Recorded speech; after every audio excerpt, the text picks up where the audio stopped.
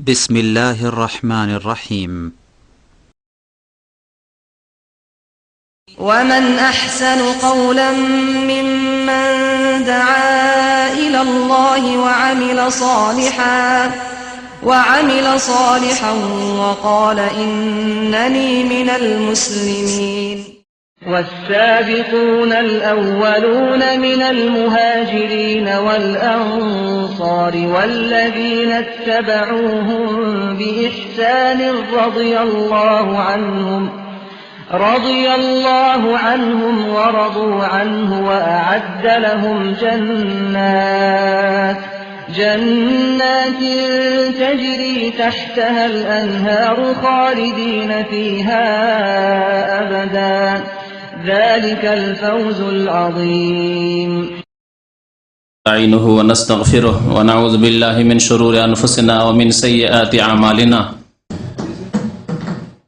من يهده الله فلا مضل له ومن يضلله فلا هادي له وأشهد أن لا إله إلا الله وحده لا شريك له وأشهد أن محمدا عبده ورسوله يا أيها الذين آمنوا اتقوا الله حق تقاته ولا تموتن إلا وأنتم مسلمون يا أيها الناس اتقوا ربكم الذي خلقكم من نفس واحدة وخلق منها زوجها وبث منهما رجالا كثيرا ونساء واتقوا الله الذي تساءلون به والأرحام إن الله كان عليكم رقيبا يا أيها الذين آمنوا اتقوا الله وقولوا قولا سديدا يصلح لكم أعمالكم ويغفر لكم ذنوبكم ومن يطع الله ورسوله فقد فاز فوزا عظيما أما بعد فإن خير الحديث كتاب الله وخير الهدي هدي محمد صلى الله عليه وسلم وشر الأمور محدثاتها وكل محدثة بدعة وكل بدعة ضلالة وكل ضلالة في النار. أعوذ بالله من الشيطان الرجيم. بسم الله الرحمن الرحيم. والسابقون الأولون من المهاجرين والأنصار والذين اتبعوهم بإحسان رضي الله عنهم ورضوا عنه. মহান আল্লাহর সমস্ত প্রশংসা যে আল্লাহ রাব্বুল আলামিন আমাদেরকে মুসলিম হওয়ার তৌফিক দান করেছেন। সে আল্লাহরই সমস্ত প্রশংসা যিনি অসংখ্য মানুষের মধ্য থেকে বেছে নিয়ে আমাদেরকে তাঁর প্রতি ঈমান নিয়ে আসার তৌফিক দান করেছেন, তাঁর রাসূলের প্রতি ঈমান নিয়ে আসার তৌফিক দান করেছেন, শেষ নবী মুহাম্মদুর রাসূলুল্লাহ সাল্লাল্লাহু আলাইহি সাল্লামের উম্মতের অন্তর্ভুক্ত হওয়ার তৌফিক দান করেছেন। দরুদ ও সালাম নাজিল হোক আমাদের প্রিয় নবী শেষ নবী রাসূলুল্লাহ সাল্লাল্লাহু আলাইহি সাল্লামের প্রতি, যিনি আমাদেরকে এমন একটি স্পষ্ট পথের ওপর রেখে গেছেন যে পথ থেকে হতভাগা, যার পরিণাম খারাপ, সেই ব্যক্তি পথভ্রষ্ট হতে পারে। আল্লাহ পাক রব্বুল আলামিন বান্দার উপর হুজ্জত কায়েম করে দিয়েছেন, বান্দার জন্য রাস্তাকে সুস্পষ্ট করে দিয়েছেন। আজকে রজব মাসের 10 তারিখ 1428 হিজরি। আলোচনা আপনাদের সামনে আজকে সংক্ষেপে করব, কিন্তু বিষয়বস্তু খুব বড়, আর তা হচ্ছে আহলে সুন্নাত ওয়াল জামাতের আকীদা।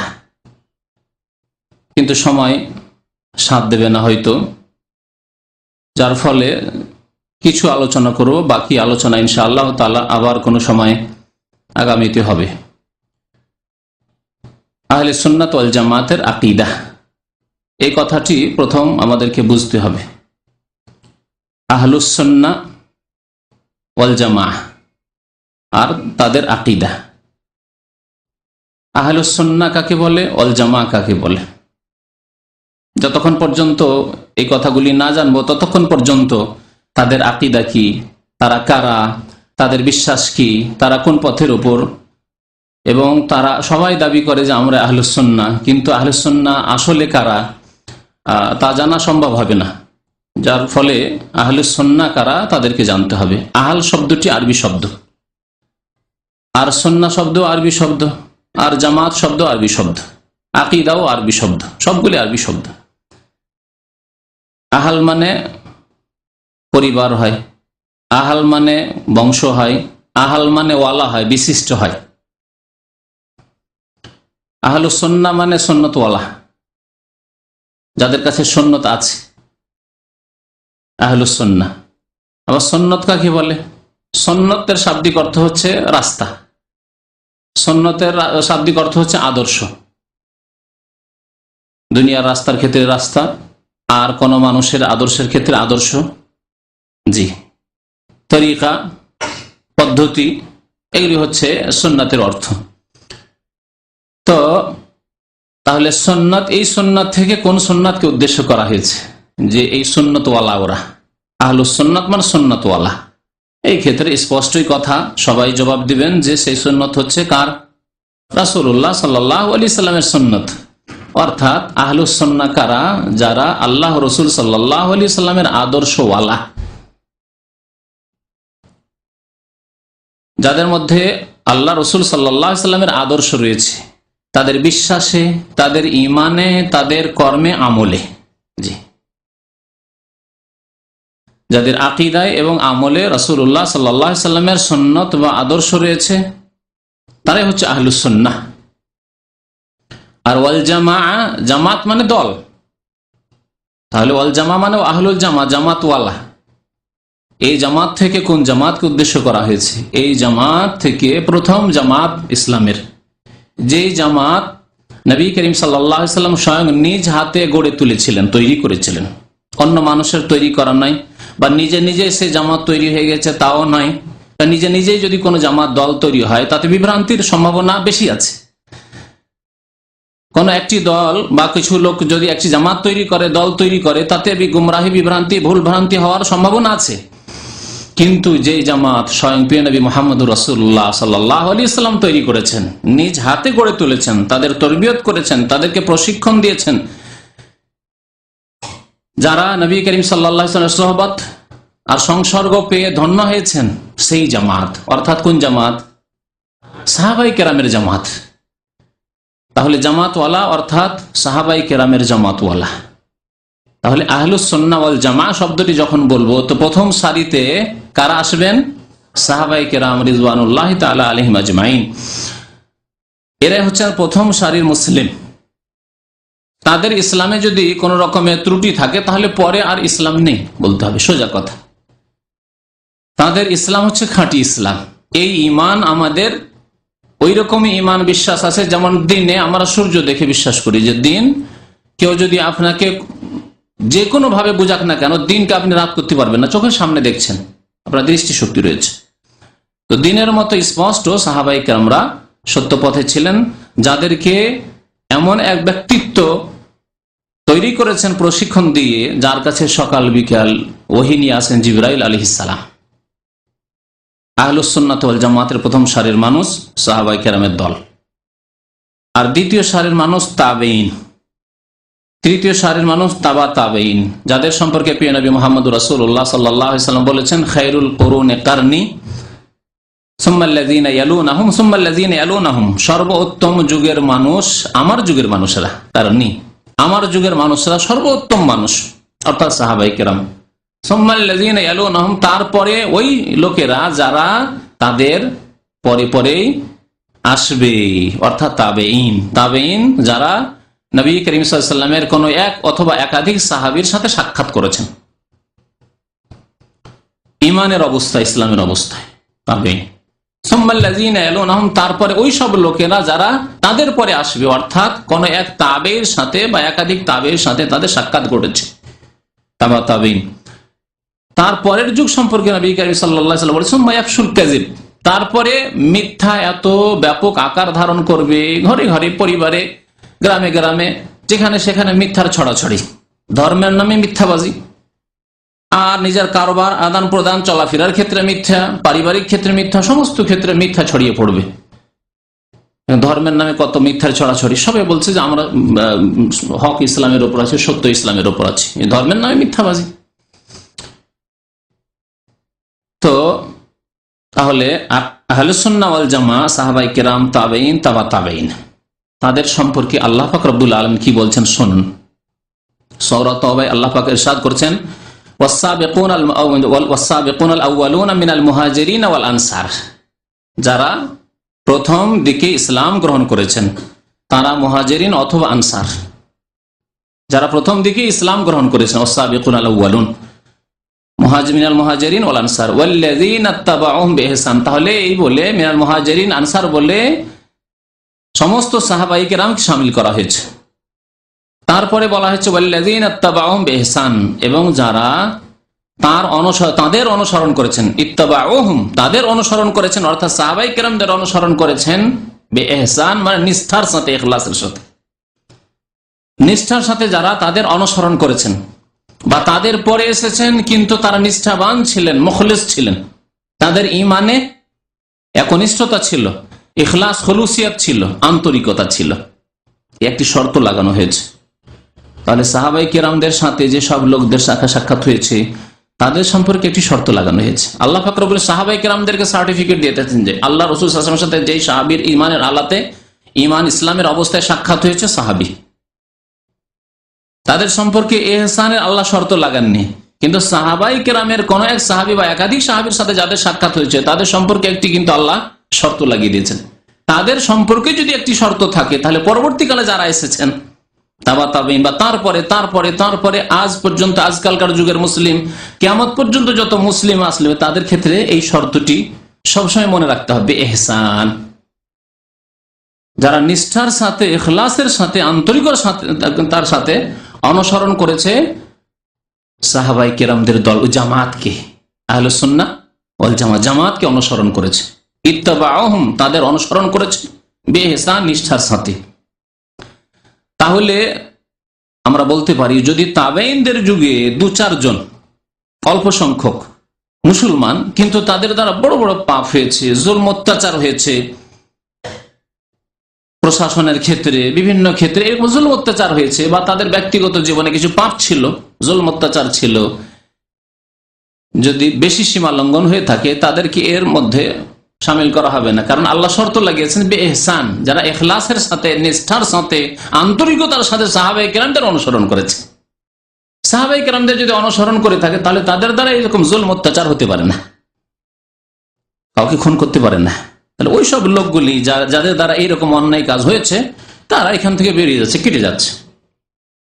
সেই যুগে যদি কেটে যায়, তাবেঈনদের যুগে, তাবেঈনদের যুগে যদি এইরকম লোকেরা কেটে যায়, অথবা তাবেঈনদের যুগে সামান্য কিছু বিদআত শুরু হয়েছিল, তারা ইহসানের অন্তর্ভুক্ত হলো না, নিষ্ঠার সাথে সাহাবায়ে কেরামদের অনুসরণ করলো না, যেই পথের উপর সাহাবায়ে কেরাম নবী করিম সাল্লাল্লাহু আলাইহি ওয়াসাল্লামকে হুবহু ফলো করেছে সেইভাবে তারা ফলো করলো না, অনুসরণ করলো না। তাহলে এখানে কেটে পড়লো যেসব লোকদের মধ্যে বিদআত এসেছে, অথচ তারা তাবেঈনদের জামানার লোক, তাবেঈনদের জামানার লোক, আইম্মায়ে কেরামদের জামানার লোক, প্রথম যুগের লোক, কিন্তু তাদের মধ্যে বিদআত ছিল কিছু, তারা এখান থেকে কেটে পড়বে। তারা এই ফজিলত পাবে না যে ফজিলতের কথা আল্লাহ বলছেন। কি বলছেন?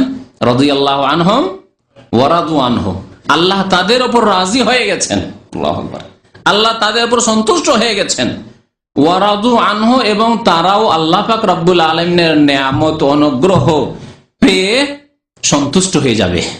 জি, সন্তুষ্ট হয়ে গেছে, তার বারজাখী জীবনে সন্তুষ্ট হয়ে গেছেন তারা, এবং জান্নাতে যাওয়ার পরে তারা আল্লাহর এত নিয়ামত পাবেন তারা সন্তুষ্ট হয়ে যাবেন। ওয়া রাদু আনহু, আল্লাহ পাক রব্বুল আলামিন তাদের জন্য জান্নাত তৈরি করে রেখেছেন, মহাপুরস্কার তৈরি করে রেখেছেন। তাহলে এখানে স্পষ্ট কিন্তু যারা ইহসানের সাথে, নিষ্ঠার সাথে অনুসরণ করেনি নবী করিম সাল্লাল্লাহু আলাইহি ওয়াসাল্লামের সুন্নতের এবং সাহাবায়ে কেরামের জামাতের, তারা কিন্তু এই দলে শামিল হবে না। আহলুস সুন্নাত ওয়াল জামাত মানে বুঝতে পারলেন। এখন আকীদা শব্দটি বুঝেন।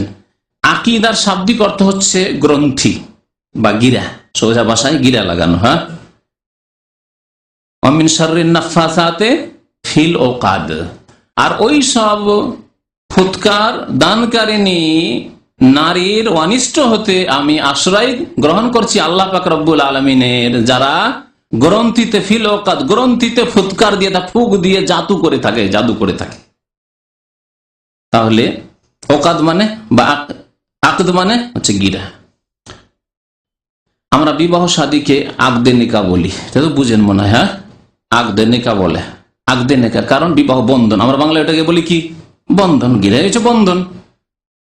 একটি মেয়ে, একটি যুবতী স্বাধীন ছিল, অবিবাহিতা ছিল, একজন যুবক স্বাধীন ছিল, তার কোনো স্ত্রী ছিল না, কারোর সাথে বন্ধন ছিল না। যে দিনে কবুল করলে অমুকের মেয়ে অমুককে কবুল করলে এত টাকা দেন মোহর দিয়ে ইত্যাদি ইত্যাদি, হ্যাঁ কবুল করলাম, বন্ধন হয়ে গেল, বেঁধে দেওয়া হলো। এই যুবক ওই যুবতীর সাথে বেঁধে দেওয়া হলো, এই জন্য এর নাম হচ্ছে আকদে নিকাহ। আকদে নিকাহ। আর একটি ফিকহের ভাষায় আকদ হয়, যা সাধারণ মানুষরা ব্যবহার করেন না কিন্তু ফাকিহরা আলেমরা ব্যবহার করেন, তা কেনা বেচার আকদ, চুক্তি। আপনি একটা জিনিস বিক্রি করেছেন আর আরেকজন খরিদ করেছে আপনার কাছ থেকে, যে চুক্তি হলো এত টাকা দাম হলো, আমি এটা কিনে নিলাম, এর নাম হচ্ছে আকদুল বাই', কেনা বেচার আকদ, চুক্তি। এটা গিরা হয়ে গেল, অকাট্য কথাবার্তা হয়ে গেল। যে ব্যক্তি পাকা কথা কয়ে নিয়েছে তাকে নিতে হবে আর আপনাকে দিতে হবে। আপনি বিক্রি করে দিলেন, কথা দিয়ে দিলেন, তা বলছেন না ভাই দেওয়া হলো না, আমি লস খেয়ে যাচ্ছি। না, কথা দিয়ে দিয়েছেন আপনি, তবে সে যদি ছেড়ে দেয় সেটা তার ব্যাপার। হ্যাঁ নিয়ে নিলাম ভাই, আর কোনো দোষ নেই মাল সামানে, আর বলছেন না ভাই, পাকা কথাবার্তা করার পরে আগদ করার পর বলছেন না নেব না, না, এ হচ্ছে গিরা। হ্যাঁ, গিরা লেগে গেছে, কেনা বেচার এখন এখানে গিরা লেগে গেছে, বন্ধন হয়ে গেছে, বিবাহ বন্ধন হয়ে গেছে। বিবাহ বন্ধনের পর বলছেন না না না না না, আমি ওর ভাত খাবো না। তাহলে আবার তালাক না হলে বেরোতে পারবে না, ঘরে ঢুকে পড়েছে। হ্যাঁ, বিবাহ বন্ধনের মধ্যে এমন এক ঘরে ঢুকে পড়েছে যে তালাক না হলে আর বের হওয়া যাবে না এই ঘর থেকে। তুমি ওর স্ত্রী, রাজি থাকো আর না থাকো এখন, কিন্তু তুমি কবুল করো, তোমার ওলি বলেছে যে তুমি রাজি আছো, আর তার রেজামন্দি যথেষ্ট, তোমাকে কবুল করে নিয়েছে একজন। আকদ, গিরা, বন্ধন হয়ে গেছে। তো আকিদা বলে শাব্দিক অর্থ কি? গিরা কি? তো আকিদা, বিশ্বাস, ইমানের বিশ্বাসগুলিকে ইসলামী শরীয়তে, ইসলামের পরিভাষায় আকিদা এই জন্য বলা হচ্ছে যে এগুলি খুব শক্ত জিনিস। এগুলি গিরার মতো শক্ত জিনিস, তার চাইতে বেশি শক্ত জিনিস। গিরাও তো অনেক সময় খোলা যায়, আর অনেক সময় খুব শক্ত গিরা পড়ে গেলে খোলা মুশকিল, শক্ত বাঁধন হলে খোলাও মুশকিল। তো আকিদা এমন এক জিনিস, এমন এক বস্তু যে বিশ্বাস করে নিলে তা তার মগজ থেকে সরানো খুব মুশকিল, যদিও ভুল বিশ্বাস করে আছে। এই জন্য আকিদাকে দুই ভাগে ভাগ করা হয়েছে, আকিদা সহিহা, বিশুদ্ধ আকিদা, সঠিক আকিদা, আর আকিদায় ফাসেদা বা আকিদায় বাতিলা, বাতিল আকিদা, ভ্রান্ত মতবাদ, ভ্রান্ত বিশ্বাস। আজকে সারা বিশ্বে মানুষ দুই শ্রেণীর আছে, সঠিক বিশ্বাস রাখে আর ভ্রান্ত বিশ্বাস রাখে। মুসলিম সমাজেও এইরকমই, যখন বিরাট ঢোকা শুরু হয়েছে, যখন কুসংস্কার ঢোকা শুরু হয়েছে, তখন বহু মুসলিম, যদিও তারা জন্মগত মুসলিম, তারা ভ্রান্ত আকিদার শিকার হয়ে গেছে। তাহলে তাদের মধ্যে দুই রকম আকিদা পাওয়া যায়। কতক মুসলিম আছে যাদের আকিদা হচ্ছে আকিদা সহিহা, বিশুদ্ধ বিশ্বাস, অকাট্য গিরা লেগে আছে, এবং সেই বিশ্বাস তার গিরা হচ্ছে ঠিক। আর কতক লোক আছে যে তার বাঁধন লেগে গেছে, কিন্তু সেই বাঁধন ভুল, ভ্রান্ত বাঁধন। এই আকিদা বিশ্বাস ভ্রান্ত বিশ্বাস, শিরকি বিশ্বাস, কুফরি বিশ্বাস, বিদাতি বিশ্বাস। আর ওই বিশ্বাসের কারণে হয়তো আসলে আল্লাহর কাছে মুসলিমই নয়, সে ইসলাম থেকে বহিষ্কৃত, কিন্তু তার মগজে এমন ভাবে বাঁধন লেগে আছে, সে বাঁধন আপনি ছাড়াতে পারবেন না, আপনি সে বাঁধন খুলতে পারবেন না। আপনি যতই তাকে কোরআনের কথা বলেন, যতই হাদিসের কথা বলেন, বিভিন্ন অজুহাত করবে, বলছে এত বড় বড় আলেমরা জানতেন না, আমাদের এত বড় হুজুর আছেন তারা বুঝেন না, এত বড় বড় পীর সাহেবরা আছে তারা বুঝেন, সব ভুল পথে, আর আপনি ঠিক বলছেন। এইগুলি অজুহাত, কারণ তার গিরা লেগে আছে, বাতিল গিরা লেগে আছে, আকিদা বাতিলা, বাতিল বাঁধন। তাহলে আকিদা দুই প্রকার। আহলে সুন্নাত ওয়াল জামাতের আকিদা হচ্ছে বিশুদ্ধ আকিদা, আকিদা সহিহা, বিশুদ্ধ আকিদা। সহি আকিদা আল্লাহ সম্পর্কে, সহি আকিদা আল্লাহর রসুল সম্পর্কে, সহি আকিদা আল্লাহর কিতাব সম্পর্কে, সহি আকিদা পরকাল সম্পর্কে, সহি আকিদা ফেরেশতা সম্পর্কে, সহি আকিদা তকদীর সম্পর্কে, সহি আকিদা যতগুলি বিশ্বাসের বস্তু রয়েছে, ইমানিয়াতের বস্তু রয়েছে, সমস্ত বস্তু সম্পর্কে তাদের আকিদা হচ্ছে সহি, বিশুদ্ধ আকিদা। আল্লাহর একত্ব সম্পর্কে, তাওহীদ সম্পর্কে, আল্লাহর ইবাদত বন্দেগীর ক্ষেত্রে, আল্লাহর প্রভুত্ব রুবুবিয়াতের ক্ষেত্রে, আল্লাহ রাব্বুল আলামিনের নাম গুণাবলীর ক্ষেত্রে, এই সমস্ত ক্ষেত্রে আহলে সুন্নাত ওয়াল জামাতের আকিদা হচ্ছে বিশুদ্ধ আকিদা, খাঁটি আকিদা, সহি আকিদা। পক্ষান্তরে যাদের এই খাঁটি আকিদা নেই, তারাই হচ্ছে বাতিল আকিদার অনুসারী, এবং তারা আহলে সুন্নাত ওয়াল জামাত নয়, তারা আহলে সুন্নাত ওয়াল জামাত নয়, যদিও তারা এই নামটি নিজের জন্য বেছে নিয়ে থাকে। আহলে সুন্নাত ওয়াল জামাত তাহলে কারা? এ সম্পর্কে দু চারটি আইম্মায়ে কেরামদের উক্তি বর্ণনা করি। শুনেন ইমাম আহমদ রহমতুল্লাহ আলাইহি কি বলেছেন। একটি হাদিস আছে, অনেকবারই হয়তো শুনেছেন, যে নবী করিম সাল্লাল্লাহু আলাইহি সাল্লাম বলেছেন, লা তাযালু তায়ফাতুম মিন উম্মতি যাহিরিনা আলাল হক, অন্য রিওয়ায়াতে রয়েছে মানসুরিনা ইলা ইয়াউমিল কিয়ামা লা ইয়াদুররুহুম মান খাযালাহুম হাত্তা তাকুমাস সাহ। আমার উম্মতের একটি দল সর্বদা সত্যের উপর জয়ী থাকবে। লা তাজালু তায়ফাতুম মিন উম্মতি, আমার উম্মতের একটি দল সর্বদা সত্যের উপর, আল হক, সত্যের উপর, হকের উপর কি থাকবে? জয়ী থাকবে। লা ইয়াদুররুহুম মান খাযালাহুম, তাদেরকে যারা অপদস্থ করতে চাইবে, তাদেরকে যারা লাঞ্ছিত করতে চাইবে, তারা কোনো কিছুই তাদের করতে পারবে না, ক্ষতি করতে পারবে না। হাত্তা তাকুমুস সাআহ, কিয়ামত পর্যন্ত ক্ষতি করতে পারবে না। মানে এই নয় যে তাদেরকে হতাহত করতে পারবে না, তাদের ঘর বাড়ি নষ্ট করতে পারবে না, তাদেরকে মারতে পারবে না, হ্যাঁ, এগুলি অর্থ নাই। এর মানে তাদেরকে বিভ্রান্ত করতে পারবে ইসলাম থেকে, তাদের সহি আকীদা থেকে, তাদের কোরআন সুন্নাহর রাস্তা থেকে তাদেরকে অপসৃত করতে পারবে না। জি, এই অর্থ।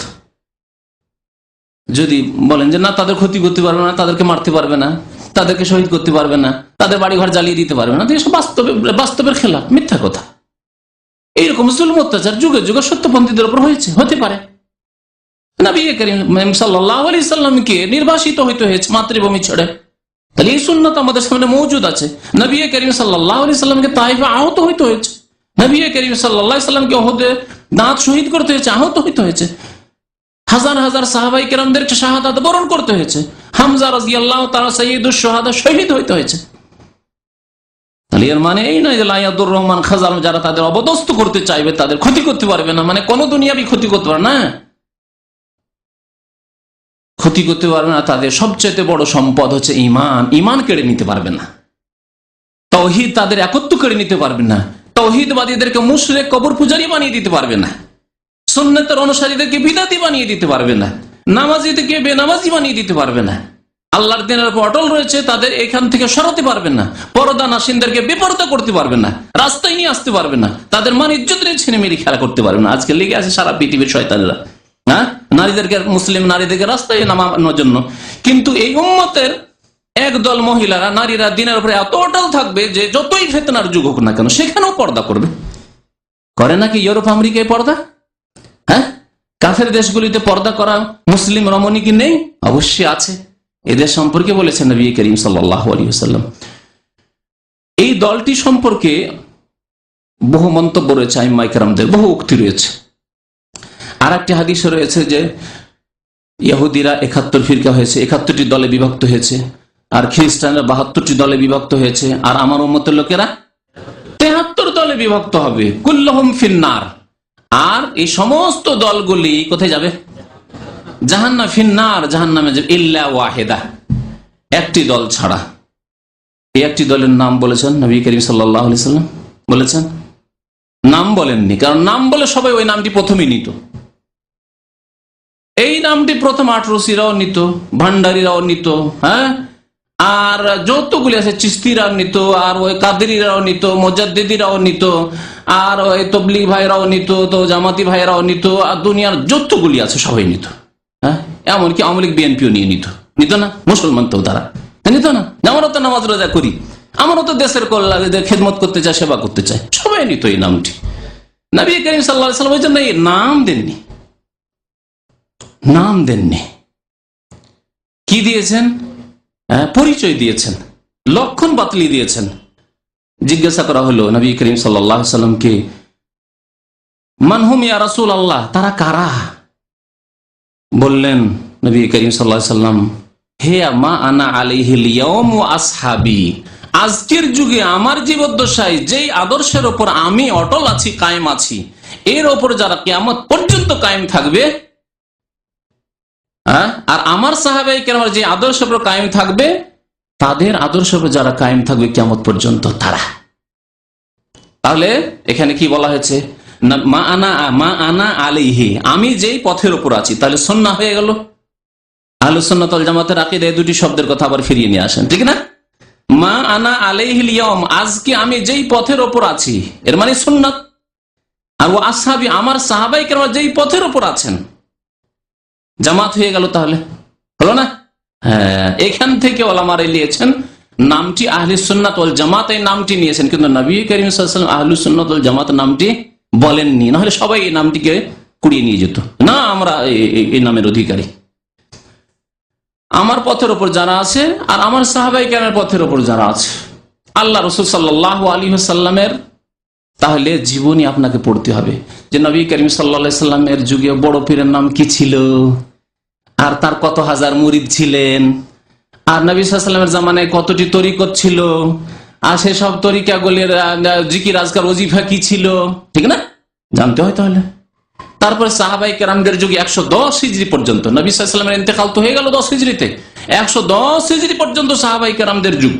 শেষ সাহাবীর ইন্তেকাল হয়েছে মক্কাতুল মুকাররমে 110 হিজরিতে। 110 হিজরি পর্যন্ত কোন কোন তরিকাগুলি ছিল? এই আটরসি তরিকা ছিল, চিশতি তরিকা ছিল, কাদেরি তরিকা ছিল, মুজাদ্দিদি তরিকা ছিল, এসব ছিল, এইসব চিল্লা লাগানো ছিল, সবগুলি প্রশ্ন। এখন আপনি প্রশ্ন করেন, উত্তর নেন আপনার বিবেকের কাছে, নয় পড়াশোনা করে ইসলাম সম্পর্কে পড়াশোনা করেন, উত্তর নেন সঠিক কোরআন এবং হাদিস পড়াশোনা করে উত্তর নেন আপনি। নবী সাল্লাল্লাহু আলাইহি ওয়াসাল্লামের রাস্তার উপর এবং তার সাহাবায়ে কেরামদের রাস্তার উপর যারা কায়েম থাকবে তারাই হচ্ছে কি না, হাদিস কি জান্নাতি, জান্নাতি দল, একটি দল, ফিরকা নাজিয়া, নাজাত প্রাপ্ত, মুক্তিপ্রাপ্ত দল। সমস্ত জাহান্নামে যাবে, কিন্তু ওই দলটি জান্নাতে যাবে যেই দলটি আমার রাস্তার উপর এবং আমার সাহাবায়ে কেরামের রাস্তার উপর, ঠিক না? তাহলে একটি হচ্ছে নাজাত প্রাপ্ত দল, মুক্তিপ্রাপ্ত দল, আরেকটি হচ্ছে সাহায্যপ্রাপ্ত দল, সাহায্যপ্রাপ্ত থাকবে, তাদের কেউ ক্ষতি করতে পারবে না। এদের সম্পর্কে জিজ্ঞাসা করা হয় ইমাম আহমদ বিন হাম্বল রহমতুল্লাহ আলাইকে। তিনি বলছেন তাদের সম্পর্কে শোনেন, ইনলাম ইয়াকুনু আহলাল হাদিস ফালা আদরি মান হুম। তারা যদি হাদিসের অনুসারী না হয় তাহলে আমি জানি না যে আর পৃথিবীতে কোন মুসলিম আছে, কোন মানুষ আছে যারা সাহায্যপ্রাপ্ত দল, যারা নাজাতপ্রাপ্ত দল, যারা আহলে সুন্নাহ ওয়াল জামাত। ইনলাম ইয়াকুনু আহলাল হাদিস, তারা যদি হাদিসের অনুসারী না হয়। আর হাদিসের অনুসারী মানে অনেকে আবার প্রশ্ন করে, তাহলে তারা তো হাদিসের অনুসারী, তাহলে তো কোরআন মানে না, তাহলে মুসলমান কি করে? যদি এইরকম প্রশ্ন করে দেয় তখন হতভম্ব, আপনার ইলম না থাকলে হতভম্ব, কথা তো ঠিকই, কোরআনই মানে না, হাদিস মানে কি হবে, ঠিক না? দিল আপনাকে বিভ্রান্ত করে, আপনি হতভম্ব, যে কি জবাব দেব রে ভাই?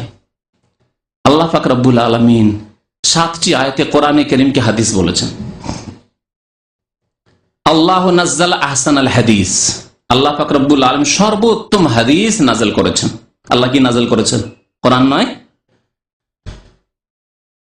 ফাবিআইয়ি হাদিসিন বাদাহু ইউমিনুন, এই কোরআনের পর আর কোন হাদিসের উপর ঈমান নিয়ে আসবে?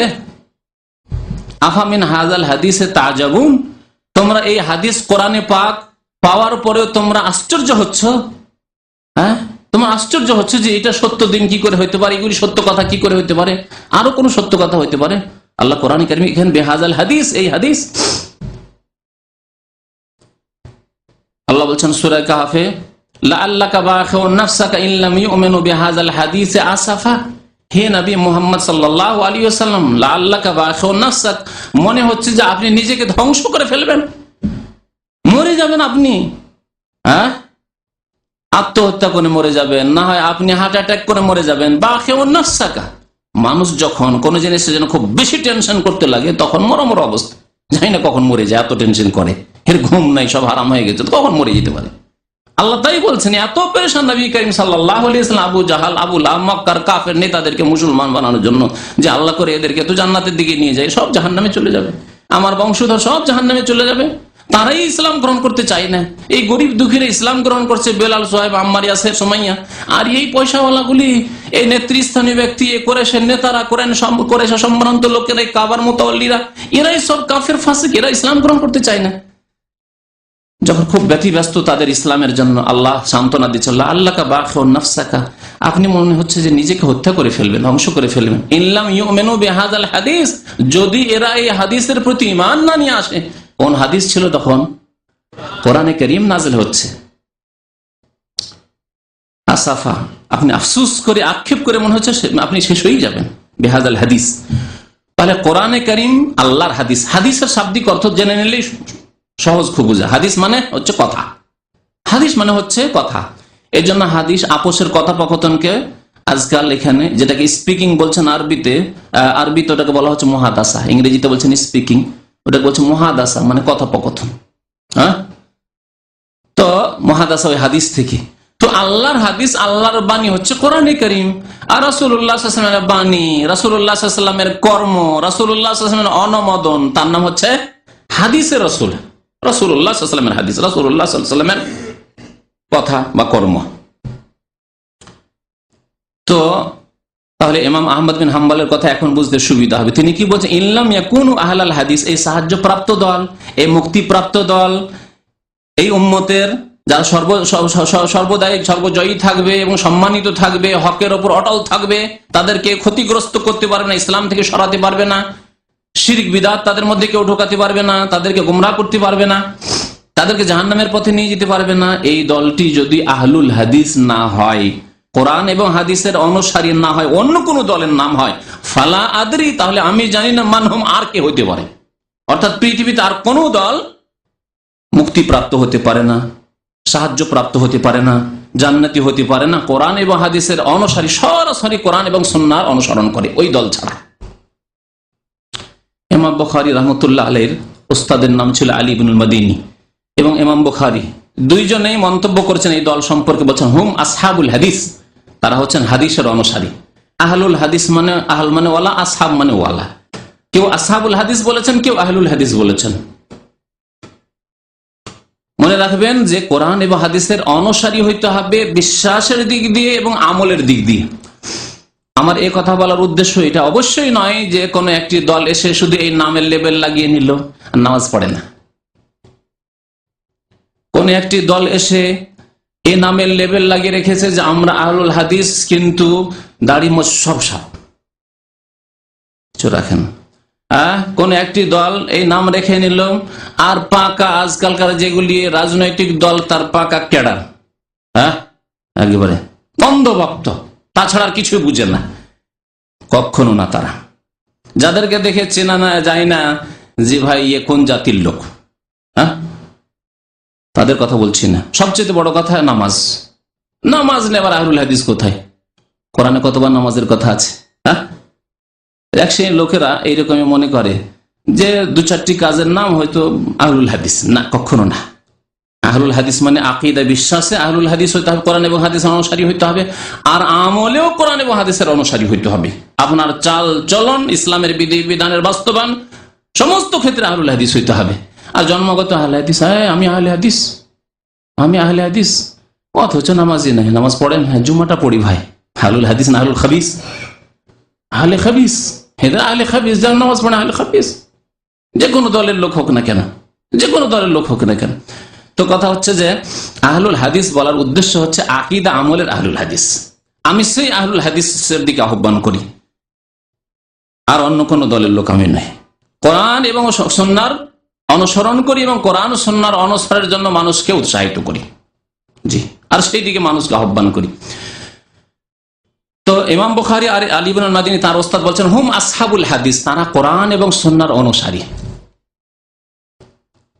আর শোনাই, আমাদের দেশে বড় পীর কাকে বলে? বড় পীর কে? যাকে বাড়াইতে বাড়াইতে বাড়াইতে গিয়ে বলে গৌসুল আজম। গৌসুল আজম মানে মহান উদ্ধারকারী। মহান উদ্ধারকারী নাকি আব্দুল কাদির জিলানী। যদি আব্দুল কাদির জিলানী মহান উদ্ধারকারী হয়, তাহলে আব্দুল কাদির জিলানীর ইমাম শাফি বা ইমাম আহমদ বা ইমাম আবু হানিফা, তাহলে আর কোন উদ্ধারকারী তাকে বলবেন? যদি জিলানী, আব্দুল কাদির জিলানী ইমাম আবু হানিফার 400 বছর পর এসে গৌসুল আজম মহান উদ্ধারকারী হয়ে যান, তো আবু হানিফা, শাফি, মালিক, আহমদ, এই 4 ইমাম, এদেরকে আর ইমাম বুখারী যিনি আমিরুল মুমিনিন, মুহাদ্দিসিনদের আমিরুল মুমিনিন বলা হয়েছে, আমিরুল মুমিনিন ফিল হাদিস, তাহলে ইমাম বুখারী, মুসলিম যে সিহাহ ইমামগণ, তাদেরকে কোন গৌসুল আজম বলবেন? আজমের উপর আর কোন বড় কোন উপাধি আছে? আজম মানে কি? সবচেয়ে বড়। আজম মানে সবার চাইতে বড়। যেমন আমরা বলছি আল্লাহু আকবার, আকবার আর আজম একই জিনিস। আল্লাহ সব চাইতে বড়, সবার চাইতে বড়, সবকিছুর চাইতে বড়। আপনি যা কিছু নেন, আল্লাহর আরশ, কুরসি, আল্লাহর আসমান, জমিন, পৃথিবী, সবকিছু সবার চাইতে বড় আল্লাহ পাক রব্বুল আলামিন। আল্লাহু আকবার। তাহলে যদি আব্দুল কাদির জিলানী বেচারাই এত বড় আজম হয়ে যায়, গৌসুল আজম, তাহলে ইমাম আবু হানিফাকে কি নাম দেবেন? যারা গৌসুল আজম চাইতে বড় নাম খুঁজে পাবেও না আর দেয়নিও ইমাম আবু হানিফা, তারা ইমাম আবু হানিফার সাথে বেয়াদবি করেছে। বলার উদ্দেশ্য হচ্ছে আমাদের দেশের ওই ভান্ডারি আর আটরশি এরা কবর পূজারী যারা গৌসুল আজম বলে থাকে, তাদের বাসে লেখা থাকে গৌসুল আজম মাদাদ, তাদের বাড়িতে লেখা থাকে গৌসুল আজম মাদাদ, তাদের আপনার ক্যালেন্ডারে দেখবেন, ক্যালেন্ডারে গৌসুল আজম মাদাদ লেখা থাকে। আর আমি মসজিদে পর্যন্ত লেখা দেখেছি, আমার চোখ নিজে দেখেছি, বেরেলবি কবর পূজারী আটরশি ওয়ালাদের এদের মসজিদে গৌসুল আজম মাদাদ লেখা দেখেছি। তারপরে দুয়াতে ইয়া গৌসুল আজম মাদাদ, মোনাজাতে সালাম ফেরার পরে নামাজের মোনাজাতে কানে শুনেছি গৌসুল আজম মাদাদ। আগের যুগে ছাত্র জীবনে ওই কবর পূজারীদের মসজিদে নামাজ পড়ে নিতাম, আকীদাও তো বুঝতামও না, আর ভাবতাম এরাও মুসলমান, শহরে তো আর ওইরকম যেখানে সেখানে মসজিদ পাওয়া যায় না সহি আকীদার, তাদের সাথে নামাজ পড়তাম। এই শেষ নামাজ ছিল কবর পূজারীদের মসজিদে আমার ছাত্র জীবনে। নামাজ পড়ে মোনাজাত তো ধরে বুঝতে পারছেন, ওর তো জানাই আছে, তাই না? সালাম ফেরার পর সাথে সাথে মোনাজাত। এই মোনাজাতে আমি কানে যখন শুনে নিলাম ইয়া গৌসুল আজম মাদাদি, এই শুনে নেওয়ার পরে আর সেই মসজিদ আমি ঢুকিনি। আমার বয়স তখন হয়তো 15 থেকে 16 বছর বয়স ছিল, সেই কালকার কথা বলছি। তো গৌসুল আজম যাকে বলা হয়েছে শিরকি কুফরি কথা, অথচ গৌসুল আজম কে হতে পারে? মুহাম্মদ সাল্লাল্লাহু আলাইহি ওয়াসাল্লাম হতে পারেন? মহান উদ্ধারকারী ছিলেন। মহান তো বাদ দেন, শুধু যদি গৌস বলতেন উদ্ধারকারী, তাহলে তিনি হুসাইন রাদিয়াল্লাহু তাআলা আনহুকে কারবালা থেকে উদ্ধার করে নিতেন, হাসানকে বিষ খাওয়া থেকে উদ্ধার করে নিতেন, আলী রাদিয়াল্লাহু তাআলা ফজর নামাজ পড়তে যাচ্ছেন, এই খারেজি এসে আক্রমণ করলো আর একেবারে শহীদ হয়ে গেলেন, তিনি তাকে উদ্ধার করে নিতেন। ওমর রাদিয়াল্লাহু তাআলা ফজর নামাজ ইমামতি করছেন, শহীদ হয়ে গেলেন, তাকে উদ্ধার করে নিতেন। উসমান রাদিয়াল্লাহু তাআলা কোরআন তেলাওয়াত করছেন, কোরআনের উপরে তার রক্ত পড়ছে, সেই অবস্থায় এই যারা দেশদ্রোহী বা যারা খারেজি, ইসলামের শত্রু, দিনের শত্রু ইহুদিদের ষড়যন্ত্রের শিকার হয়ে উসমান রাদিয়াল্লাহু তাআলা শাহাদাত বরণ করছেন, তখন নবী করিম উদ্ধার করে দিতেন।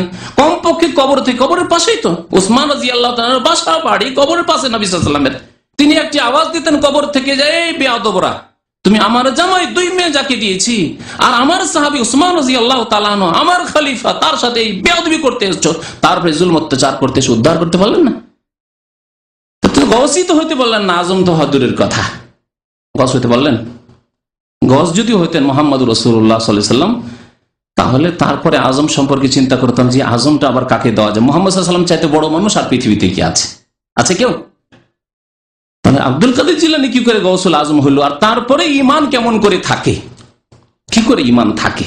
আউযু বিল্লাহি মিনাশ শাইতানির রাজিম। শিরক কুফরি দিয়ে কেমন করে ইবলিস শয়তান মুসলিম জাতিকে গুমরাহ করেছে। কাফেরদের কথা বলছেন, ইহুদি নাসারাদের কথা, পৌত্তলিকদের কথা, যারা পথভ্রষ্ট গুমরাহ স্পষ্টভাবে হয়েছে, কিন্তু মুসলিমদেরকে কেমন করে জাহান্নামে চিরকালের জন্য নিয়ে গেছে এই গৌসুল আজম শব্দটি দিয়ে। শুধু কবরে সেজদা নাও যদি করে, শুধু বলে যে গৌসুল আজম আব্দুল কাদের জিলানী বড় মুশরিক হয়ে চিরকালে জাহান্নামে মারা যাবে, এতে কোনো সন্দেহ আছে নাকি? বুঝতে পারলেন তো? ব্যাখ্যা করে বলি দিলাম যে মুহাম্মদুর রাসূলুল্লাহ সাল্লাল্লাহু আলাইহি ওয়াসাল্লাম গৌস বলা যাবে না, আজম তো বলা, তার সাথে লাগানো দূরের কথা। মহান উদ্ধারকারী একমাত্র মহান আল্লাহ পাক রব্বুল আলামিন, যার নাম হচ্ছে আজিম, তিনি আজম, সবার চাইতে বড় তিনি, আর তিনি উদ্ধারকারী। ইস্তাগীসুনা রাব্বাকুম, আল্লাহ কোরআনে বলছেন যে হে নবী মুহাম্মদ সাল্লাল্লাহু আলাইহি ওয়াসাল্লাম, হে সাহাবায়ে কেরামরা, যুদ্ধের সময় যখন তোমরা তোমাদের রবের কাছে গৌস মানে ফরিয়াদ করছিলে, আল্লাহ উদ্ধার করো, আল্লাহ বাঁচাও আবু জাহল আবু লাহাব থেকে, বদরের যুদ্ধের সময় ইস্তাগীসুনা রাব্বাকুম, যখন রবের কাছে তোমরা ফরিয়াদ তলব করছিলে, তাহলে গৌস ফরিয়াদ শুননেওয়ালা, যিনি মানুষের কান্না শুনেন, মানুষকে উদ্ধার করতে পারেন, সারা পৃথিবীর সৃষ্টি জগৎকে উদ্ধার করতে পারেন, তিনি একমাত্র আল্লাহ পাক রব্বুল আলামিন। তো আব্দুল কাদের জিলানী, ফিরে আসি আবার আসল কথা। আব্দুল কাদের জিলানী রাহমাতুল্লাহ আলাইহি, তিনি একজন আলেম ছিলেন, এর বেশি কিছু না। পীর ফির ওগুলি মানুষের বানানো। আর গৌসুল আজম মুশরিকদের কথা বুঝতে পারেন। তিনি একজন আলেম ছিলেন এবং তার কিতাবাদি থেকে বোঝা যায় যে তিনি একজন ভালো মানুষ ছিলেন, আলেমে দ্বীন ছিলেন, হক্কানি আলেম ছিলেন। তার কিতাব, প্রসিদ্ধ কিতাব রয়েছে গুনিয়াতুত তালেবিন, বাংলায় তরজমা হয়েছে গুনিয়াতুত তালেবিন। এই কিতাব তার প্রসিদ্ধ কিতাব। একজন মানুষ মারা যাওয়ার পরে তার সম্পর্কে যদি আমাদেরকে কোনো সিদ্ধান্ত নিতে হয়, লোকটি ভালো না মন্দ, তার কিতাব থেকে আমরা সিদ্ধান্ত নিতে পারবো, ঠিক কিনা? কাজী নজরুল ইসলাম মারা গেছেন কিনা?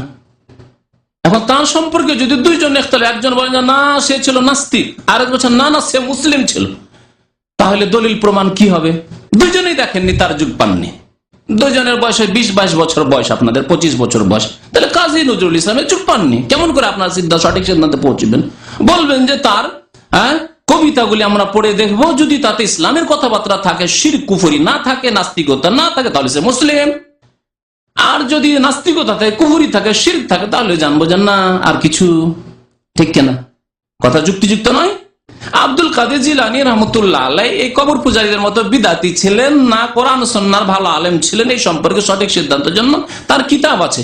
তার কিতাব না থাকলে আমরা হতভম্ব হয়ে যেত। আল্লাহ ভালো জানো, আল্লাহর হওয়ালা করে দিতাম। আল্লাহ তুমি ভালো জানো, তোমার বান্দা সম্পর্কে যদি সে তাওহীদবাদী থেকে থাকে আর সুন্নাতের অনুসারী থাকে, তাহলে তার জন্য দোয়া করি, আল্লাহ সে জান্নাতবাসী।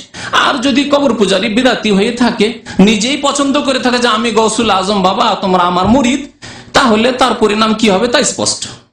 কিন্তু তার কিতাব প্রমাণ করে, শোনেন তার কিতাবে এই 73টি ফিরকার মধ্যে যেই ফিরকা, যেই দল জান্নাতি হবে, সেই দল সম্পর্কে তিনি বলছেন আম্মাল ফিরকাতুন নাজিয়া, আম্মাল ফিরকাতুন নাজিয়া, যেই ফিরকাটি, যেই দলটি নাজাত প্রাপ্ত, ভালো করে শোনেন, ফালা ইসমা লাহুম ইল্লা ইসমুন ওয়াহিদ, তাদের একমাত্র একটি নাম আছে আমার নিকট।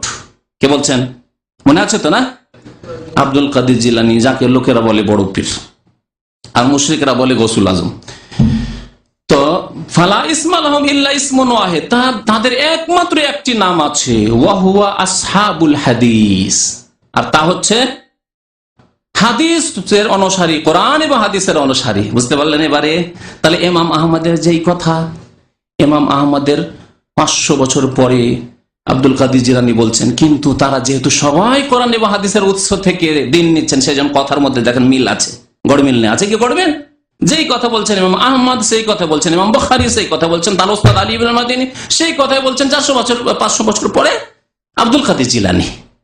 আর সেই কথা আজ পর্যন্ত আমিও বলছি, ইনশাআল্লাহ তাআলা কিয়ামত পর্যন্ত কোরআন সুন্নাহর অনুসারী যারা আসবেন তারা সবাই এই কথাই বলবেন। কারণ আমাদের সবার উৎস হচ্ছে কোরআন এবং হাদিস। সবাই আমরা ওই সমুদ্র থেকেই নিচ্ছি, ওই সমুদ্র থেকে নিচ্ছি, ঠিক না? অন্য কোনো জায়গা থেকে, কোনো কাচড়া থেকে, ডাস্টবিন থেকে কেউ যদি নিত, তাহলে গোলমাল করে দিত।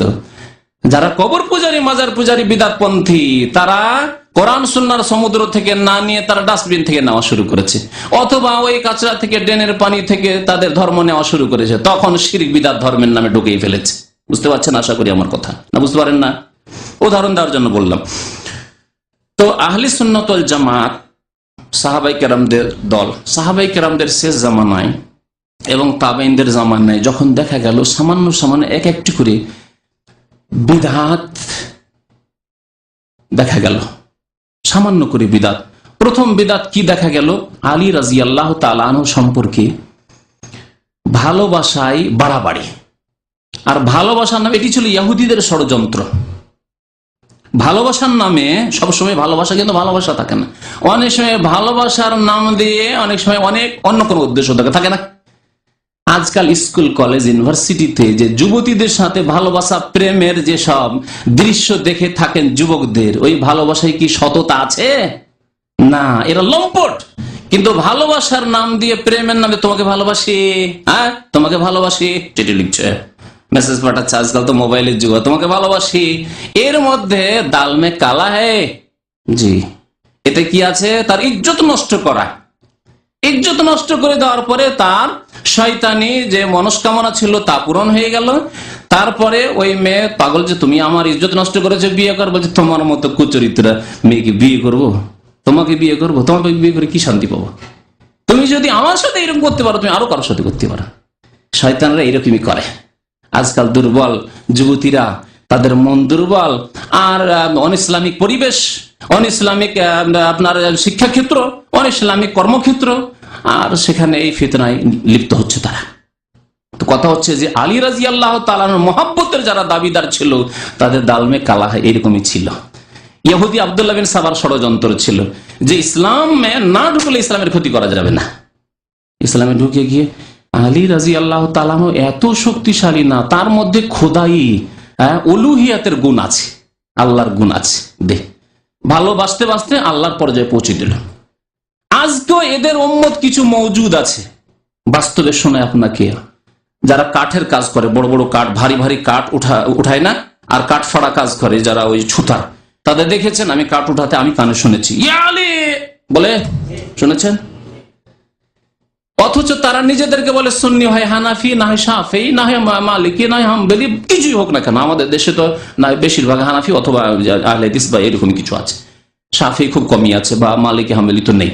তো এরা নিজেদেরকে শিয়া বলে না, কিন্তু শিয়াদের ভারত উপমহাদেশে বেশ কিছুদিন ধরে শিয়াদের রাজত্ব থাকায় শিয়াদের থেকে এই কুফরি কথা শিখে রেখেছে যে আলীর মধ্যে খোদাই কুওয়াত আছে, হ্যাঁ, আল্লাহর শক্তি ক্ষমতা আছে। সুতরাং যখন কোন শক্তির প্রয়োজন হবে বলতে হবে ইয়া আলী, ইয়া আলী, ইয়া হুসেন যদি বলা যায়, তাহলে শক্তি বাড়বে, হ্যাঁ, ক্ষমতা বাড়বে।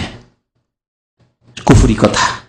তো এইভাবে আলী রাদিয়াল্লাহু তাআলা আনহুর জীবদ্দশায় আলী রাদিয়াল্লাহু তাআলা আনহু শুনতে পেলেন যে কিছু লোকেরা আছে যারা আমাকে বলছে আমার মধ্যে নাকি খোদাই গুণ আছে, আমার মধ্যে আল্লাহর বহু গুণ আছে, আল্লাহর মতো অসীম ক্ষমতা আছে, আল্লাহর মতো অসীম এলেম আছে আমার, ইত্যাদি ইত্যাদি। যখন শুনতে পেলেন তখন তিনি আগুন জ্বালিয়ে দিলেন, এক জায়গায় একটি গর্ত করে আগুন জ্বালালেন। তার একজন সঙ্গী ছিল, সহচর তাবেঈ, তার নাম ছিল কাম্বার। কাম্বারকে বলে, কাম্বার এক কাজ করে আগুন জ্বালাও। কি করবেন? এই যে লোকগুলি বলছে যে আলী এলাহ, সেগুলিকে একটা করে ধরো, যেহেতু তিনি খলিফা ছিলেন, হ্যাঁ, রাষ্ট্রের মালিক ছিলেন, আর এরা কাফের মুশরিক মুরতাদ হয়ে গেছে। বরং মুসলিম পরিবার থেকে যারা বলবে যে আলী খোদা, আলী এলাহ, তারা মুরতাদ। সুতরাং এদের শাস্তি হচ্ছে হত্যা করা। তার একটি মাসলা জানা ছিল না। দেখেন, বুঝা, আলী রাদিয়াল্লাহু তাআলা আনহুর যদি কোনো মাসলা না জানা থাকে, তাহলে যদি কেউ আমরা বলি যে ইমাম আবু হানিফার অমুক মাসলায় সহিহ হাদিস জানা ছিল না, কোনো বেয়াদবি আছে কি? ইমাম শাফির অমুক মাসলা জানা ছিল না, বেয়াদবি আছে, তাই তার ভুল হয়েছে। ভুল হতে পারে, তাদের কাছে ওই আসতো নাকি? ইমাম আহমদের অমুক মাসলায় সহিহ হাদিস জানা ছিল না, যদি এ কথা বলা হয়, যার প্রমাণ তার পেশ করা যায়, তাহলে কোনো ভুল আছে? কিন্তু এটা বলবে দক্ষ আলেমরা বলবে, যারা জাস্টিফাই করতে পারবে, যারা ফয়সালা যাচাই বাছাই করতে পারবে, একটা সাধারণ বাচ্চা নয়। আলী রাদিয়াল্লাহু তাআলা আনহুর ওই হাদিস জানা ছিল যে হাদিসে বলেছেন নবী করিম সাল্লাল্লাহু আলাইহি ওয়াসাল্লাম, লা তুআযযিবু বিআযাবিল্লাহ, আল্লাহর আযাব দিয়ে তোমরা কাউকে আযাব দিও না। আল্লাহর আযাব কিসে হবে? আগুনে হবে। তোমরা কাউকে যদি শাস্তি দিতে হয়, মৃত্যুদণ্ড দিতে হয়, আগুনে জ্বালিয়ে পুড়িয়ে তোমরা তাকে শাস্তি দেবে না। বুঝতে পেরেছেন? যদিও সে আগুনে জ্বালিয়ে থাকে, আগুনে জ্বালিয়ে না, তাহলে কি করতে হবে? হত্যা করতে হবে, তরবারি দিয়ে বা অন্য কোনো তরিকে হত্যা করতে হবে। এই হাদিস তার জানা ছিল না। তিনি আগুন জ্বালাতে বললেন একটি গর্তে, আর তারপর আগুন যখন জ্বালানো হলো তখন সবগুলিকে ধরে ধরে, যারা ওই রকম মুরতাদ দেখেছে, বলছে আলী খোদা, আলী খোদা, ইয়া আলী, ইয়া আলী, ধরো, আর এদেরকে আগুনে ফেলো। আগুনে তাদেরকে জ্বালিয়েছিলেন। ফালাম্মারা আইতুল আমরান মুনকারা, একটি কবিতায় আছে, আলী রাদিয়াল্লাহু তাআলা কবিতায়, ফালাম্মারা আইতুল আমরান মুনকারা, যখন দেখলাম যে ইসলাম বিরোধী চরম পর্যায়ে পৌঁছে গেছে, আমাকে আল্লাহ বানিয়ে ফেলেছে এই কাফের মুশরিক মুরতাদরা, আজ্জাজতু নারান, আমি তখন আগুন জ্বালাবার আদেশ করলাম। দাউতু কাম্বারা, আর কাম্বারকে বললাম যে ধরো এদেরকে, আর ধরে নিয়ে এদেরকে আগুনে নিক্ষেপ করা। তাহলে দেখছেন, ভালোবাসাতেও অনেক সময় অসৎ উদ্দেশ্য থাকে। এই অসৎ উদ্দেশ্য ছিল ইসলামকে নষ্ট করা, একটি দলকে কুফরি শিরকে নিয়ে যাওয়া। তো এই একটি বিদাতি দল আলী রাদিয়াল্লাহু তাআলা ভক্ত হওয়ার নামে তারা বিদাতের শিকার হলো। এর সাথে সাথে কি করতে লাগলো? আলীর মহব্বত আর অন্যদের ঘৃণা পোষণ। আবু বকর খারাপ লোক ছিল, ওমর খারাপ লোক ছিল, শুধু খারাপ না, এই তাগুত ছিল এরা। হ্যাঁ, এরা ছিল ইসলামের বড় শত্রু। এরা বেঈমানি করেছে, এরা আত্মসাৎ করেছে। প্রথম খলিফা হওয়ার অধিকারী আলী, এরা সরিয়ে দিয়েছে। তিনজন, আবু বকর, ওমর, ওসমান, এরা জালেম, ইত্যাদি ইত্যাদি। হ্যাঁ, একটি বিদাতি দল বেরোলো, জন্ম নিল প্রথম একটি বিদাতি দল। আর একটি বিদাতি দল বেরোলো, তাদের নাম খারেজি। তারা বললো, তোমার সাথে দ্বন্দ্ব হয়েছিল আলী, তোমার সাথেই ছিলাম, আর তোমার সহযোগী ছিলাম আমরা। মুআবিয়া রাদিয়াল্লাহু তাআলা দ্বন্দ্ব হয়েছিল, এই দ্বন্দ্বে তুমি তোমার তৃতীয় পক্ষের কথা সালিস কেন মানলে? সালিস মানে তো আল্লাহ এসে বিচার করবেন নাকি? না নবী কবর থেকে এসে বিচার করবেন? সালিস তো লাগবে। কিন্তু এত বেকুফ বিদাতি, এত বেকুফ হয়, তারা বললো সালিস কেন মানলে? যখন সালিস মেনে নিলে তুমি শিরিক করে দিলে, মুশরিক হয়ে গেলে। দেখলেন কেমন ভুল বুঝা, হ্যাঁ, কেমন গোমরাহ হয় এইভাবে মানুষ। তুমি মুশরিক হয়ে গেছো, সুতরাং তোমার রক্ত হালাল হয়ে গেছে। ইসলামিক সরকারের বিরুদ্ধে অস্ত্র নিয়ে বেরিয়ে পড়ল। আর ফজরের নামাজে এসে আব্দুর রহমান ইবনে মুলজাম, তাকে আব্দুর রহমান বলাই ঠিক না, সে এসে আলী রাদিয়াল্লাহু তাআলা আনহুকে শহীদ করে দিল। জি, আর আজকেও এইরকমই কিছু লোকের রয়েছে ইসলামিক সরকারের বিরুদ্ধে, ইসলামিক শক্তির বিরুদ্ধে অস্ত্র ব্যবহার করা। জি, এই একটি বিদাতি দল বেরোলো, এগুলো বিদাতি দল। তাহলে আহলে সুন্নাত ওয়াল জামাতের আকীদা এই নাই যে ইসলামিক সরকার বা ইসলামিক সরকার নয় মুসলিম সরকার, কিন্তু তারা অস্বীকার করে না ইসলামকে। ইসলামী আইনের বাস্তবায়ন আমরা করব বা করতে পারছি না, কিন্তু করব না এই কথা বলছে না, তাহলে তারা মুসলিম। তাদের বিরুদ্ধে অস্ত্র ধারণ করবে, বাংলাদেশে হোক আর পাকিস্তানে হোক, এমনকি কোনো অমুসলিম দেশে হোক না, কোনো জায়গায় নয়। এরা হচ্ছে বিদাতি, আহলে সুন্নাত নয়। ঠিক তেমনি অতি ভক্তি যা আলী রাদিয়াল্লাহু তাআলা সম্পর্কে করেছিল রাফেজিরা, অতি ভক্তি আর অন্যদেরকে গালিগালাজ করা, বুঝতে পেরেছেন? যেমন পীরদের ক্ষেত্রে পীর পূজারীরা অতি ভক্তি, পীরের পা চুষে কদম বসি করে, আর পীরের পানের পিক আর থুক আর কাঁচ আর পোটা সব গায়ে মাখে। বাড়াবাড়ি করে বলছি না, সত্য কথা। চলে যান, এই তরিকুল ইসলামের বোনের বিয়ে দিয়েছে এক গ্রামে, জয়পুরহাটে। ওর গ্রামে একটা পীর আছে, দাড়ি মুন্ডা পীর, দাড়ি পর্যন্ত নেই, ফাঁসে, আর জর্দা দেওয়া পান খায়। কারণ ওর বোন জামাই কুয়েতে আছে বর্তমান, আমার সাথে মাঝে মাঝে টেলিফোনে কথা হয়। বলছে আমার গ্রামের পীর বয়স হবে 20 বছর বয়স মাত্র, বা 25 বছর বয়স, আর গ্রামের মুরব্বী যারা 70 বছর 75 বছর 80 বছর টমটমে যাচ্ছে পীর সাহেব, ফাসেক পীর সাহেব, আর পান খাচ্ছে আর পিক ফেলছে, কাশপোটা পড়ছে, আর এরা দৌড় দিচ্ছে পিছনে। 70-75 বছর এরা বরকত নেওয়ার জন্য, তাবারুক নেওয়ার জন্য দৌড় দিচ্ছে, আর যেমনই পানের পিক ফেলছে তেমনি নিয়ে গায়ে মুখে মেখে নিচ্ছে। জি, চোখের সামনে আছে দলিল, বোনের বাড়ি ওই গ্রামে জয়পুরহাট।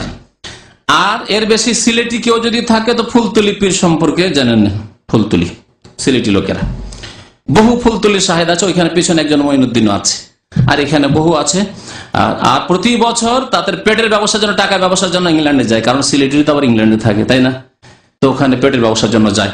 আর মরিদ ভক্ত আমাদের এক ভাই আছে, তার খালা মামা বংশধর ওখানে আছে, ওখানে গিয়ে ফুলতুলি বসে আছে, আর তার এক মরিদ ভক্ত দাঁড়িয়ে গেছে ডান দিকে বাম দিকে, বলছে ভাইরা আমার, সাহেব এসছেন, মানে সাহেব এসেছেন, সাহেব এসছেন। তাদের ভাষা তো অত জানি না, তো সাহেবটা শুধু বললাম। তো আপনারা আল্লাহর হস্তে দান করেন, আর সাহেব আপনাদের সাথে ওয়াদা করছেন যে কাল কিয়ামতে হাসরের মাঠে একা তিনি জান্নাতে যাবেন না, আপনাদের সবাইকে নিয়ে জান্নাতে যাবেন। বুঝতে পারলেন? এই হচ্ছে পীর পূজা, অতি ভক্তি। দেখছেন, অতি ভক্তি, অতি ভক্তির বিদাত তাহলে শুরু হয়ে গেছিল তখন থেকে। এরা হলো কি তাহলে? আহলে বিদাত, আহলে সুন্নাত ওয়াল জামাত না, যাদের মধ্যে অতি ভক্তি রয়েছে। আর অতি ভক্তি করে তাদের পীরদেরকে। আর কোরআন এবং হাদিসের কথা কেউ যদি বলে, সৌদি আরবের ওলামায়ে কেরাম, বাংলাদেশের ওই সব হাক্কানি ওলামায়ে কেরাম যারা কোরআন সুন্নাহর কথা বলে, আল্লাহ এবং রসুলের কথা বলে, প্রত্যেক ক্ষেত্রে দলিলের কথা বলে, যে না না না না এরা বেয়াদব, এরা নবীর গোস্তাখ, এরা বেয়াদবি করে, এরা ইত্যাদি, ওয়াহাবি, এরা কত রকমের নাম, এরা কাফের, মুসলিম নয়, ইত্যাদি ইত্যাদি। এই গত সপ্তাহে এক ভাই বলল যে চ্যানেল আয়ে, গুমরাহদের চ্যানেল আয়ে এই 73 ফিরকার হাদিসটি পেশ করছে। 73 ফিরকায় যে হবে, বললাম একটু আগে হাদিসটা না, যে এই উম্মতে 73টি দল হবে, আর 73টি দলের একটি দল জান্নাতে যাবে। বলছে একটি দল জান্নাতে যাবে, তারা হচ্ছে কারা? ওরা কবর পূজারীরা, আটরসিওয়ালারা, ওরা চ্যানেল আয়ওয়ালারা। আর বলছে যে 72টি দল যে জাহান্নামে যাবে, তার প্রথম হচ্ছে আহলে হাদিস। এই কথাটি ওই আমামা ক্যাম্পে গিয়েছিলাম, আমাদের ভাইয়েরা যারা ওই চ্যানেল আয়ের বিদাতি কথাবার্তা কখনো শুনে, বা আমাদের এক ভাই শোনালেন, আমাদের মুজাফফর, আপনি শোনালেন না? হ্যাঁ, উনি শুনিয়েছেন, ঠিক। তো বুঝতে পারলেন এখানে নবী করিম সাল্লাল্লাহু আলাইহি ওয়াসাল্লাম বলছেন আহলে সুন্নাত ওয়াল জামাত, মনে বুঝতে পারেন। আহলে বিদাত কারা? যাদের অতি ভক্তি রয়েছে। একজনের ক্ষেত্রে তো অতি ভক্তি, আর একজনকে একবার ইসলাম থেকে খারিজ, কথা বুঝতে পেরেছে?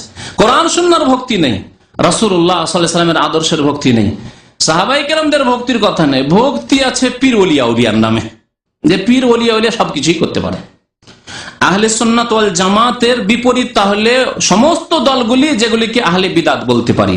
আহলে বিদাতের মধ্যে দুটি দলের কথা বললাম। একটা খারিজি দল, যারা ইসলামিক সরকার, মুসলিম সরকার বিরুদ্ধে অস্ত্র ধারণ করে, তারা বিদাতি দল। যারা অতি ভক্তি করে কারো সম্পর্কে, তারা বিদাতি দল। আর একটি দল হচ্ছে যারা আল্লাহর গুণগুলিকে অস্বীকার করে অথবা বিকৃত করে, তারা বিদাতি দল। উদাহরণস্বরূপ বলি, যারা বলে যে আল্লাহ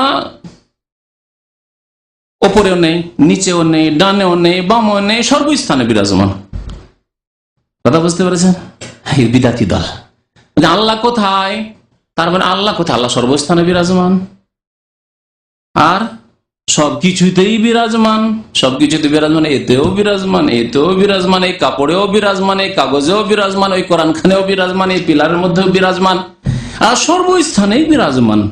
আপনার বডিটা এটাও একটা কিছু, তাতেও বিরাজমান। সবকিছুর মধ্যে আপনিও তো আপনার মধ্যে বিরাজমান, সবকিছুর মধ্যে আপনার বিবিও তো আপনার বিবির মধ্যেও বিরাজমান। তাহলে কি করে আপনার বিবির সাথে মিলন করছেন? আউযুবিল্লাহ, বেয়াদবি করেন না আপনি আল্লাহর সাথে? বুঝতে পারছেন না? পারছেন না? হ্যাঁ, বুঝার চেষ্টা করেন। তাহলে এই বিদাতি যারা বলে যে আল্লাহ সবকিছুতেই বিরাজমান, তারা বেয়াদবি করে, বিবির সাথে মিলন করে, বেয়াদবি করে। কারণ তাতেও আল্লাহ আছে, তাতেই যখন আল্লাহ আছে তাহলে তার পূজা করলেই হয়। আচ্ছা, সবকিছুর মধ্যে হিন্দুদের মূর্তিগুলি আছে, তাহলে হিন্দুদের মূর্তি পূজা আল্লাহর ইবাদত। যদি আল্লাহ সবকিছুতেই বিরাজমান হন তাহলে হিন্দুদের মূর্তি পূজা আল্লাহর ইবাদত, কারণ তাতেও আল্লাহ বিরাজমান। নিয়ত করলেই হইল, মূর্তিকে সেজদা করেন, আমি আল্লাহকে সেজদা করছি, হবে? আল্লাহ সবকিছুতেই বিরাজমান আর সর্বস্থানে বিরাজমান, এটি হিন্দু ধর্মের কথা। মুসলিমদের পাঠ্যপুস্তকে চলে এসছে বাংলাদেশে, এটি হিন্দুদের কথা। তাহলে আল্লাহর কথা, রসুলের কথা কি? আমিনতুম মান ফিস সামায়ে, সূরা মুলক, তাবারাকাল্লাযী বিয়াদিহিল মুলক, মুখস্থ আছে? না হলে দেখে নেবেন। আমিনতুম মান ফিস সামায়ে, তোমরা কি নির্ভীক হয়ে গেছো, ভয় করো না সেই সত্তাকে যিনি ফিস সামায়ে, কোথায় রয়েছেন? আকাশ। আকাশ উপর দিকে হয় না নিচের দিকে হয়, না সর্বস্থানে হয়? উপর দিকে হয়। তাহলে আল্লাহ উপরে আছেন কিনা? আল্লাহ উপরে আছেন। ওয়াহুয়াল আলিউল আজিম, সর্বোচ্চ তিনি। তার যিনি উঁচাই থাকেন তিনি তো সর্বোচ্চ। আল্লাহর নাম আলী, 99টি নামের একটি। আয়াতুল কুরসিতে বলছেন ওয়াহুয়াল আলিউল আজিম। আর কত বলবো? আল্লাহ আরশে রয়েছেন। আরশ কোথায় রয়েছে? জমিনে রয়েছেন, আকাশে রয়েছেন। আল্লাহ 7 আকাশ রয়েছে, 7 আকাশের উপরে রয়েছে আল্লাহর আরশ, কুরসি, আর ফাওকাহু আরশ, আর তারপরে আল্লাহ পাক রব্বুল আলামিন রয়েছেন। হ্যাঁ, আর রহমানু আলাল আরশি ইস্তাওয়া, আল্লাহুল্লাযী খালাকাস সামাওয়াতি ওয়াল আরদা ফি 6 আইয়ামিন সুম্মা ইস্তাওয়া আলাল আরশ। আল্লাহ সেই সত্তার নাম যিনি 6 দিনে আকাশ জমিন সৃষ্টি করলেন, অতঃপর আরশের উপর সমাসীন হলেন। ইমাম মালিক রাহমাতুল্লাহ আলাইহি, তাকে জিজ্ঞাসা করা হয়েছিল যে আল্লাহ পাক রব্বুল আলামিনের সম্পর্কে কোরআনে রয়েছে কার কথা? কোরআনের কথা, আল্লাহর কথা। এখানে একটি কথা আর বলেনি ইমাম মালিকের কথা বলার আগে, আল্লাহ সম্পর্কে আল্লাহ বেশি জানেন না আমরা বেশি জানি? কেউ? আপনি যখন আপনার সম্পর্কে সবচেয়ে বেশি জানেন, আপনার সম্পর্কে আপনার স্ত্রী অতটা জানেন যতটা আপনি জানেন, ঠিক না? যতই আপনার ক্লোজ ব্যক্তি হোক না কেন, আপনার সম্পর্কে আপনি যত বেশি জানেন তার বেশি আর পৃথিবীর কেউ জানে না, আল্লাহ ছাড়া। আল্লাহ আপনার চেয়ে বেশি জানেন, এতে কোনো সন্দেহ নেই। তাহলে আল্লাহ সম্পর্কে আল্লাহ যে বলেছেন আল্লাহ বেশি জানেন না আর কেউ বেশি জানে? আল্লাহ বেশি জানেন। 2 নম্বরে, আল্লাহ সম্পর্কে সবচেয়ে বেশি মানুষের মধ্যে থেকে কে বেশি জানেন? রাসূলুল্লাহ সাল্লাল্লাহু আলাইহি ওয়াসাল্লাম। হাদিস বুখারী মুসলিমে রয়েছে। নবী করিম সাল্লাল্লাহু আলাইহি ওয়াসাল্লাম একটি হাদিসে বললেন, ওই 3টি লোক যারা বলেছিল সারা রাত নামাজ পড়বো, আর এক লোক বলে সারা জীবন রোজা রাখবো, আর একজন বলে আমি বিয়েই করবো না, তখন তিনি বলেছেন দেখো আনা আ'লামুকুম বিল্লাহ, আমি আল্লাহ সম্পর্কে তোমাদের থেকে সবচেয়ে বেশি জানি আর সবচেয়ে বেশি ভয় করি। ওয়াখশাকুম, সবচেয়ে বেশি ভয় করি আর সবচেয়ে বেশি জানি। তাহলে আল্লাহ সম্পর্কে আল্লাহ সবচেয়ে বেশি জানেন আর রাসূল সবচেয়ে বেশি জানেন, ঠিক না? তো আল্লাহ এবং রাসূল কি বলেছেন? ইমাম মালিক রাহমাতুল্লাহর কথাটি বলি। ইমাম মালিক যখন জিজ্ঞাসা করা হয় যে আল্লাহ তো আরশের কথা বলেছেন, সুম্মা ইস্তাওয়া আল আরশ, এর মানে কি? আল্লাহ আরশে রয়েছেন না জমিনে রয়েছেন না সব জায়গায় রয়েছেন? তিনি বললেন আল ইস্তিওয়াউ মালুমুন, আল ইস্তিওয়াউ মালুমুন, আল্লাহর আরশের সমাসীন হওয়া আমাদের জানা আছে। ওয়াল কাইফু মাজহুলুন, তবে কেমন করে তিনি আরশে আছেন এটা আমাদের জানা নেই। তুলনা কখনোই করব না যে মানুষের মতো, রাজার মতো, বাদশার মতো, রাষ্ট্রপতির মতো, না, কারো মতো না, আল্লাহ আল্লাহর মতো। জি, ধরন জানা নেই। বলি একটি বুখারী শরীফের হাদিস, নবী সাল্লাল্লাহু আলাইহি ওয়াসাল্লামের কথা শুনেন। আল্লাহ সম্পর্কে নবী সবচেয়ে বেশি জানেন মানব জাতির মধ্য থেকে। নবী করিম সাল্লাল্লাহু আলাইহি ওয়াসাল্লামের কাছে এক সাহাবী এসে বললেন যে ইয়া রাসূলুল্লাহ, আমার একটি দাসী আছে, দাসীটিকে আমি স্বাধীন করে দিতে চাই, স্বাধীনভাবে সে ইবাদতবন্দি করবে, কেন আমার বাড়িতে গোলামি করবে, স্বাধীন করে দেবো। নবী সাল্লাল্লাহু আলাইহি ওয়াসাল্লাম জিজ্ঞাসা করলেন ওই দাসীকে, বললেন আইনাল্লাহ, আল্লাহ কোথায়? আল্লাহ কোথায়? আচ্ছা, আমাদের দেশের এক শ্রেণীর বিদাতি আলেম, সাধারণ লোকদের ভুলের কথা বলছেন, বিদাতি আলেম বলে আল্লাহ কোথায়, এই প্রশ্ন করাই কুফরি কথা। আলেমদের বিদাত শোনাচ্ছে আপনাকে। কি বলে জানেন? আল্লাহ সম্পর্কে এই প্রশ্ন করেন আল্লাহ কোথায়, এটি কুফরি কথা, ইসলাম বিরোধী কথা। অথচ নবী সাল্লাল্লাহু আলাইহি ওয়াসাল্লাম স্বয়ং জিজ্ঞাসা করছেন ওই কাকে? দাসীকে, আইন আল্লাহ, আল্লাহ কোথায়? তিনি বলছেন কি হ্যাঁ, সে দাসী কি বলছেন? ফিস সামায়ে, আকাশে। হলো? আচ্ছা, মান আনা, আমি কে বলো তো দেখি। বলছে আনতা রাসূলুল্লাহ সাল্লাল্লাহু, আপনি আল্লাহর রাসূল। তখন বললেন নবী সাল্লাল্লাহু আলাইহি ওয়াসাল্লাম, আতিকহা ফাইন্নাহা মুমিনা, একে স্বাধীন করে দাও, স্বাধীনভাবে আল্লাহর ইবাদত বন্দী করুক, তোমার দাসী হয়ে কেন থাকবে? কারণ এ মুমিনা। তাহলে ঈমানের জন্য লক্ষণ হচ্ছে দুটি, আল্লাহ কোথায় এটা জানা, আল্লাহর অবস্থান কোথায়, আল্লাহ আরশ আজিমে রয়েছেন, ওপরে রয়েছেন, আর নবী কে? মুহাম্মদ সাল্লাল্লাহু আলাইহি ওয়াসাল্লাম আমাদের রাসূল। বুঝতে পারলেন? তাহলে যেই ব্যক্তি বলবে যে আল্লাহ সম্পর্কে এসব জিজ্ঞাসা করে কুফরি কথা, সে তার ঈমানই নাই। কারণ বললেন ফাইন্নাহা মুমিনা, ঈমানের জন্য শর্ত হচ্ছে আল্লাহ কোথায় জানতে হবে। বিদাতি হচ্ছে যারা আল্লাহর গুণগুলিকে অস্বীকার করেছে, আল্লাহর মুখমণ্ডলকে অস্বীকার করে, আল্লাহ নিরাকার, এরা বিদাতি। আহলে সুন্নাত ওয়াল জামাত নয় যারা বলবে আল্লাহ নিরাকার। ভালো করে শুনে রাখুন। তো বিদাতি দল যখন বেরিয়েছে, যারা বলেছে আল্লাহ নিরাকার, আল্লাহর কোন আকার নেই, আল্লাহর চেহারা নেই, আল্লাহর হাত নেই, আল্লাহর কদম নেই, এরাই বিদাতি। যেগুলি কোরআন হাদিস আছে সেগুলি আছে। তাবারাকাল্লাযী বিয়াদিহিল মুলক, মানে কি? হাত। কার হাতের কথা এখানে বলা হয়েছে? আল্লাহর হাতের কথা বলা হয়নি। সূরা মুলকের প্রথম আয়াত। আর কত বলে, আরো বহু দলিল কোরআনে কারিমে রয়েছে, আর বলছি না। এখান থেকে আলোচনা শেষ করে দিয়েছি। ওয়া সাল্লাল্লাহু আলা নবিয়িনা মুহাম্মদ ওয়া আলা আলিহি ওয়া সাহবিহি আজমাইন। আল্লাহ পাক রব্বুল আলামিন যেন গুনাহ খাতা আমাদের মাফ করে দেন, নেক আমলের তৌফিক দান করেন। আল্লাহ আমাদের যেন অতীতের গুনাহ খাতা মাফ করে দেন। আমাদের যেসব ভাইরা গুমরাহ হয়ে রয়েছেন তাদেরকে হক কথা বোঝার তৌফিক দান করেন। যেসব ভাইরা সৎ পথে রয়েছেন তাদের ঈমানকে আরো মজবুত করে দেন। আল্লাহ পাক রব্বুল আলামিন যারা আমাদের ভাইরা মারা গেছেন, আল্লাহ তাদের গুনাহ খাতা মাফ করে দেন, তাদেরকে জান্নাতবাসী করেন। যারা অসুস্থ রয়েছেন, আল্লাহ তাদের সুস্থতা দান করেন, তাদেরকে আরোগ্যতা দান করেন। আল্লাহ পাক রব্বুল আলামিন যাদের অসুবিধা রয়েছে, যাদের পেরেশানি রয়েছে, রিজিকের, চাকরির, আল্লাহ যেন তাদের পেরেশানিকে দূর করে দেন। আমিন ইয়া রাব্বাল আলামিন। ওয়া সালামুন আলাল মুরসালিন ওয়ালহামদুলিল্লাহি রাব্বিল আলামিন।